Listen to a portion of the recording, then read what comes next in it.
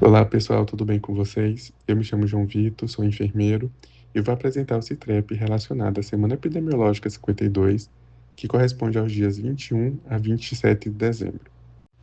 O CITREP dessa semana vai abordar sobre a síndrome gripal e síndrome respiratória aguda grave, arboviroses, febre amarela, sarampo, coqueluche, alerta ambiental, influenza A e infecção bacteriana. Bom, sobre os casos de síndrome gripal atendidos pela atenção básica aqui no DF, percebemos que, em um comparativo anual, o mês de dezembro mostra uma diminuição no número de atendimentos, ficando entre 2 e 3 mil, e a proporção de casos de síndrome gripal em relação a outros atendimentos gira em torno de 5 a 6% nos últimos meses, com um pico na semana 20 de mais de 10% dos atendimentos. Já na semana 52, foram registrados 1.227 atendimentos, o que corresponde a 4,9% do total de atendimentos realizados na APS.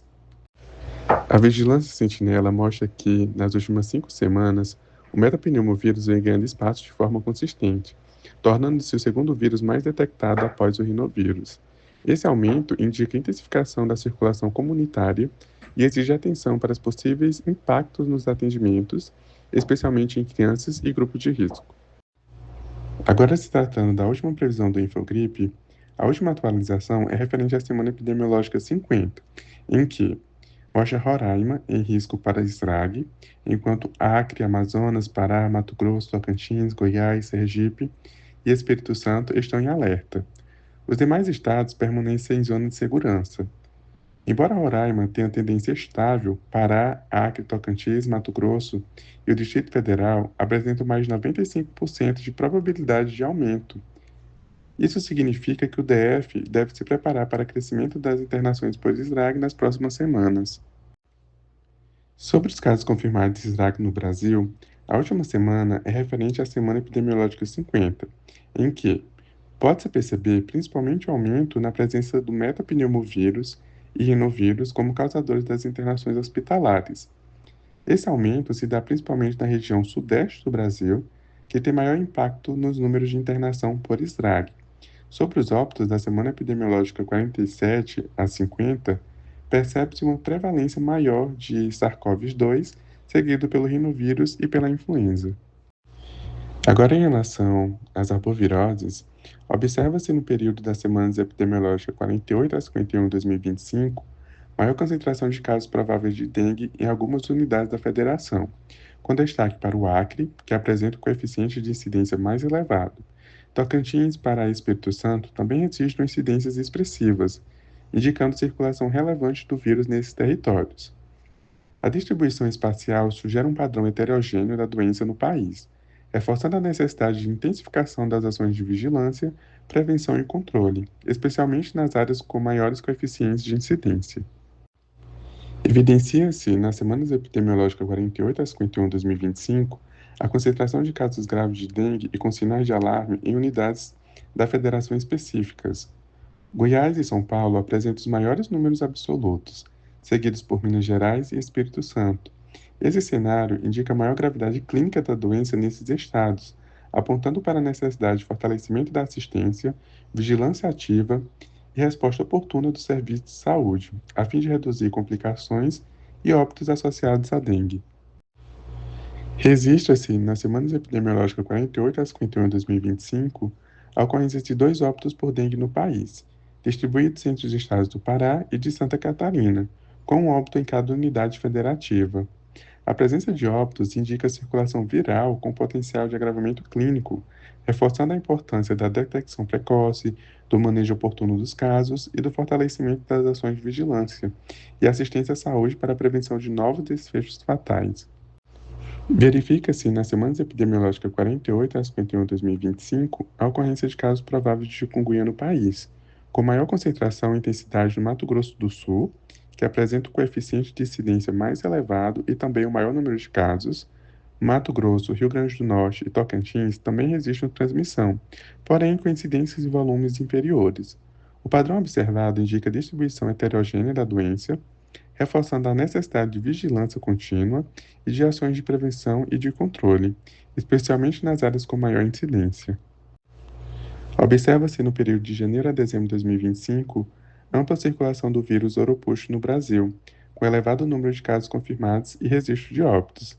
Destaca-se a maior concentração de casos em estados da região Sudeste, especialmente Espírito Santo e Rio de Janeiro, seguidos por Minas Gerais, indicando maior intensidade de transmissão nesses territórios. A ocorrência de óbitos confirmados e a investigação reforça o potencial de gravidade da infecção e evidencia a necessidade de vigilância epidemiológica contínua, qualificação diagnóstica e fortalecimento das ações de prevenção e resposta nos locais mais afetados. Entre janeiro a dezembro de 2025, registrou-se no Brasil um cenário preocupante de febre amarela, com 119 casos em humanos confirmados e 47 óbitos, resultando em letalidade elevada, 39,5%. Paralelamente, foram confirmados 126 casos em primatas não humanos, evidenciando a circulação ativa do vírus. A ocorrência dos casos humanos concentrou-se principalmente no estado de São Paulo, com municípios apresentando altas taxas de letalidade, o que indica a gravidade dos casos e possíveis fragilidades na proteção vacinal e na resposta oportuna da vigilância em saúde.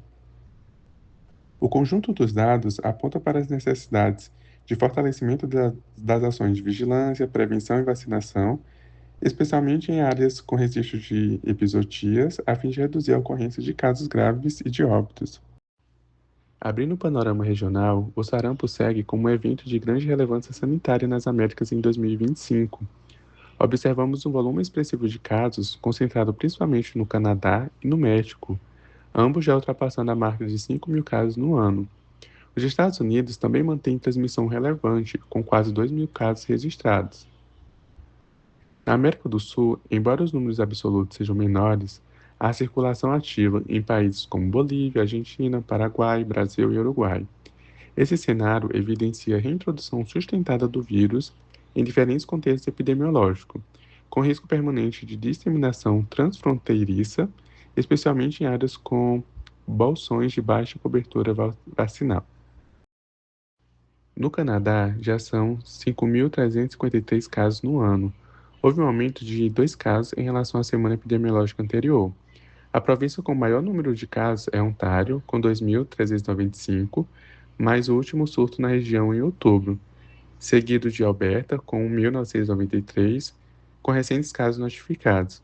O perfil dos casos segue o mesmo. A maioria ocorre em crianças e adolescentes de 5 a 17 anos, com distribuição equilibrada entre os sexos, masculino 51% e feminino 49%. Além disso, 94% dos infectados não têm histórico de vacinação ou desconhecem o seu cartão vacinal. No México, o sarampo apresenta uma dinâmica intensa em 2025, com mais de 5.600 casos confirmados e óbitos associados. A curva epidêmica mostra crescimento importante ao longo das semanas epidemiológicas, com posterior oscilação, mas mantendo níveis elevados de transmissão. A distribuição espacial revela ampla disseminação territorial, com destaque para o estado de Chihuahua, que apresenta a maior incidência do país. Assim como observado em outros países, a vigilância genômica identifica os genótipos B3 e D8, reforçando o papel da circulação internacional e da suscetibilidade populacional. Passando para a coqueluche, o México enfrenta em 2025 um cenário igualmente preocupante. Já são mais de 1.500 casos confirmados e 71 óbitos, com uma incidência nacional de aproximadamente 1,16 casos por 100 mil habitantes. O dado mais relevante é a tendência claramente ascendente nas últimas semanas, indicando transmissão ativa. A maior concentração de casos ocorre na cidade do México e em Chihuahua, o que sugere tanto maior densidade populacional quanto possíveis falhas na proteção vacinal, especialmente em grupos vulneráveis como lactentes. No Peru, a coqueluche apresenta um volume ainda mais expressivo de casos em 2025, considerando tanto os casos confirmados quanto os casos prováveis. Já são mais de 4 mil casos notificados e 52 óbitos. A análise por departamentos evidencia incidências extremamente elevadas em Loreto, seguidas por Moquegua e Puno. A curva semanal demonstra a persistência da transmissão ao longo do ano, com alternância entre casos prováveis e confirmados, refletindo desafios diagnósticos e capacidade laboratorial. Trata-se de um cenário de alta relevância para a vigilância regional. A interface de divulgação de alertas públicos até o dia 27 de dezembro havia emitido alertas sobre chuvas intensas no Acre, Goiás, Mato Grosso, Belo Horizonte, Amazonas e Paraná, e também emitiu alertas para riscos de ondas de calor em Minas Gerais e Goiás, e deslizamento de terra em Minas Gerais. O INMET publicou um aviso iniciando em 27 de dezembro ao meio-dia. O alerta se trata da intensificação das ondas de calor no norte e sudeste e sul e risco de tempestade na região norte. Observa-se um crescimento expressivo dos casos de influenza nos estados de Nova York, com predomínio da influenza A. Na última semana, houve um aumento de quase 40% nos casos confirmados e de mais de 60% nas hospitalizações. A maioria dos vírus identificados corresponde ao subtipo AH3. Esse cenário coincide com o início do inverno no hemisfério norte, período que favorece a maior circulação de vírus respiratórios e reforça a sazonalidade da influenza. Foi notificado em Mato Grosso do Sul um óbito por fasciite necrosante, uma infecção bacteriana grave e de rápida progressão. Apesar de rara, essa condição apresenta alta letalidade quando o diagnóstico e o tratamento não são precoces. Do ponto de vista epidemiológico, o caso reforça a importância da identificação oportuna de infecções invasivas, da atenção a lesões cutâneas e procedimentos invasivos, e da vigilância de eventos graves que podem evoluir rapidamente para o óbito. Esses são os autores do CITREP e os revisores, e o nosso muito obrigado.